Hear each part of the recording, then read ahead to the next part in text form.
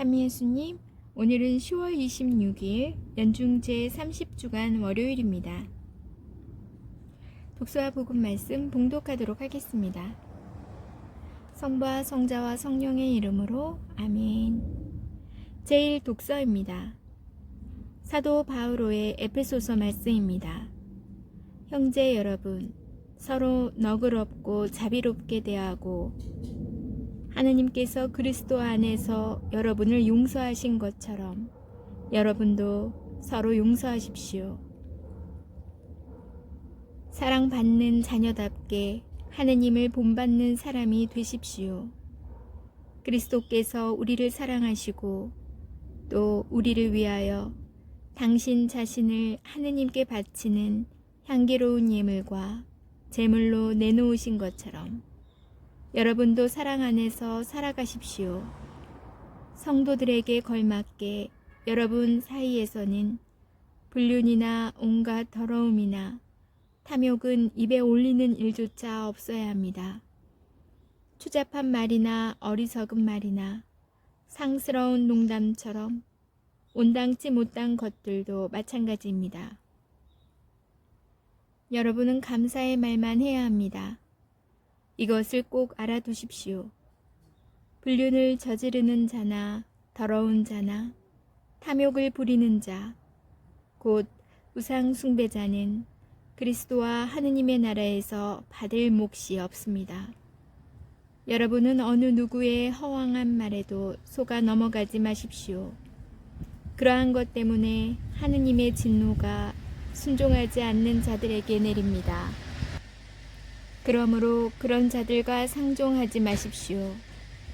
여러분은 한때 어둠이었지만 지금은 주님 안에 있는 빛입니다. 빛의 자녀답게 살아가십시오. 주님의 말씀입니다. 하느님 감사합니다. 복음 말씀입니다. 루카가 전한 거룩한 복음입니다. 예수님께서 안식일에 어떤 회당에서 가르치고 계셨다. 마침 그곳에 18해 동안이나 병마에 시달리는 여자가 있었다. 그는 허리가 굽어 몸을 조금도 펼 수가 없었다. 예수님께서는 그 여자를 보시고 가까이 부르시어 여인아, 너는 병에서 풀려났다 하시고 그 여자에게 손을 얹으셨다. 그러자 그 여자가 즉시 똑바로 일어서서 하느님을 찬양하였다. 그런데 회장장은 예수님께서 안식일에 병을 고쳐주셨으므로 분개하여 군중에게 말하였다. 일하는 날이 엿새나 있습니다. 그러니 그 엿새 동안에 와서 치료를 받으십시오. 안식일에는 안 됩니다. 그러자 주님께서 그에게 이르셨다. 위선자들아, 너희는 저마다 안식일에도 자기 소나 나귀를 구유에서 풀어 물을 먹이러 끌고 가지 않느냐. 그렇다면 아브라함의 딸인 이 여자를 사탄이 무려 18해 동안이나 묶어 놓았는데 안식일일지라도 그 속박에서 풀어주어야 하지 않느냐. 예수님께서 이렇게 말씀하시니 그분의 적대자들은 모두 망신을 당하였다. 그러나 군중은 모두 그분께서 하신 그 모든 영광스러운 일을 두고 기뻐하였다. 주님의 말씀입니다. 그리스도님 찬미합니다. 잠시 묵상하겠습니다. 왜 안식일에는 아무 일도 해서는 안 될까요?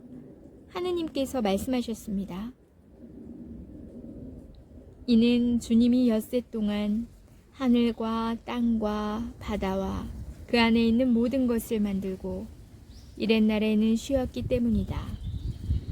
그런데 피곤을 모르시는 하느님께서 천지를 창조하셨다고 휴식을 취하실 필요가 있었을까요? 이를 알려면 하느님께서 세상과 인간을 왜 창조하셨는지 그 이유를 생각해야 합니다. 하느님께서는 당신 안에 넘치는 사랑을 아끼지 않으시고 누군가에게 주고 싶으셨습니다. 그렇게 하여 창조된 존재가 바로 인간입니다. 인간이 창조되기 전에 하느님께서 이 세상을 먼저 창조하신 것은 인간에게 풍요로운 환경을 주시기 위해서였습니다. 그리고 비로소 이랬날 그분께서는 그 인간을 드디어 만나십니다. 바로 여기에서 그분께서 아무 일도 하지 않으신 이유를 알 수 있습니다. 그분께서는 인간을 온전히 만나는 것 외에는 아무것도 하고 싶지 않으셨던 것입니다. 이렇게 볼 때 안식일은 인간과 하느님의 만남과 일치가 이루어지는 날입니다. 바로 이런 이유로 율법은 안식일에 노동하지 말라고 한 것입니다. 그러나 오늘 복음에 등장하는 허리 굽은 여인은 안식일에 회당에 있었는데도 도저히 하느님과 일치를 이룰 수 없었습니다. 그러하기에 예수님께서는 여인의 사정을 헤아리셔서 그 여인에게 손을 얹으시어 낫게 하신 것입니다. 그렇습니다. 여인은 안식일의 주인이신 예수님의 손길로 병마에서 해방되어 하느님을 찬양하며 그분과 일치를 이루었습니다. 반면 회당장은 굳이 안식일에 치료를 해야 하냐며 분개합니다. 그는 안식일의 참 의미를 모르는 사람이었습니다. 아멘. 성부와 성자와 성령의 이름으로 아멘. 오늘 복음 말씀을 묵상하면서 제가 전에 한번 말씀드린 적 또 있었던 일을 다시 생각나게 하게 되더라고요. 저희 신랑은 세례는 받은 신자이지만 열심히 하지 않는 신자예요. 근데 이제 저희 가족, 저와 아이들이 다 이제 성당에서 봉사도 하고 열심히 다니니까 이제 가끔 이제 같이 따라다니고 뭐 그 정도였어요. 근데 이제 반에서 각 구역별로 성작 봉헌을 하잖아요. 근데 이제 각 가정에서 웬만하면 부부로 이렇게 세워주세요. 그래서 저희도 몇 번 했거든요. 근데 이번에도 구역자님께서 이제 저번에 기회가 돼서 이제 둘이 하시라. 근데 저는 흔쾌히 받아들이고 감사하죠. 근데 신랑도 열심히 하지 않아도 이렇게 성작 봉헌이 잡히면 이제 또 나름 준비를 해요. 그래서 고해 성사도 보고 말끔하게 또 그렇게 정신도 재정비해서 봉사를 하긴 하는데 어느 누군가가 아니 거기 열심히 하지 않는데 성당 제대로 열심히 다니지 않는 사람에게 그 봉헌을 시키면 어떡합니까? 라는 민원이 들어왔나 봐요. 그래서 그 구역자님께서 전화를 하셔서 안 되겠다고 하시더라고요. 그래서 저는 뭐 일단 알겠다고는 했는데 굉장히 씁쓸했어요. 어쩌면 어떤 원인이건 한 사람이 그래도 다시 회개하고 주님께 갈 수 있는 길을 굳이 거기에 그 많은 사람들의 그 시선에 어떤 보이지 않는 룰에 벗어났다고 해서 봉사를 못하게 했던 가로막았던 이들이 꼭 바리사이 같다는 생각이 들더라고요.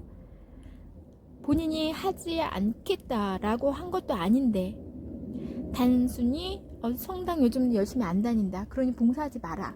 본인은 하겠다는데 그리고 그 계기로 주님께 오히려 더 나아가고 또 고해성사까지 늘 준비하던 사람을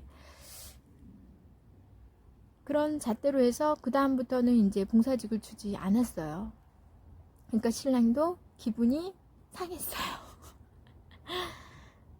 저도 기분이 썩 좋지도 않았고 그 다음부터는 이제 그 성작 봉헌도 하지 않으니까 더 이제 안 가더라고요. 갈 일도 없고 신랑은. 그래서 그렇지만 않아도 사람들이 거기에 제약을 걸지 않고 그냥 할 수 있고 그리고 더 열심히 하시라 하면서 이렇게 조금 열심히 하지 않은 분들을 지지하고 더 도와주었으면 오히려 반대의 결과가 나지 않았을까.